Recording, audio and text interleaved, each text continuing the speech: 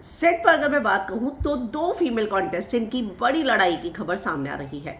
आने वाले दिनों में हमें ये लड़ाई देखने को मिलेगी। किन दो कंटेस्टेंट के बीच में ये लड़ाई हुई है, चलिए मैं आपको बताती हूँ। आर्य और निक्की के बीच में आपने लड़ाई देखी, इसके अलावा ज़्यादातर हमने मेल कॉन्टेस्टेंट के बीच की लड़ाई देखी है, जिसमें कि रजत प्रिंस है, रजत दिग्विजय है, करण सिद्धार्थ है और कल अब शिव और अरबाज है।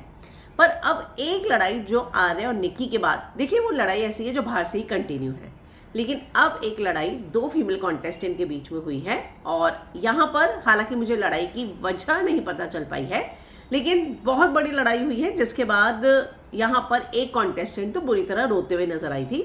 तो चलिए मैं आपको बताती हूँ कि ये लड़ाई के बीच में हुई है। ये लड़ाई हुई है खानजादी और चाहत के बीच में। खानजादी और चाहत के बीच में बहुत बड़ी लड़ाई हुई, जिसकी वजह से पूरा घर डिस्टर्ब हो गया। हालांकि लड़ाई में दोनों ही इक्वली थे, मतलब लड़ रहे थे, जो मेरे पास खबर आई है। चाहत लड़ाई के बाद रोने लग गई और खानजादी लड़ाई के बाद बहुत सारे लोगों को बताने लग गई कि क्या हुआ था, क्यों लड़ी और क्या हो रहा है, जिसके बाद लोगों को उसे शांत करना पड़ा कि खानजादी रहने दे, अब खत्म हो गई ना लड़ाई, इतना ज़्यादा हर किसी के पास जाकर बताने की, इसके बारे में बात करने की जरूरत नहीं। तो ऐसा कुछ सेट पर हुआ।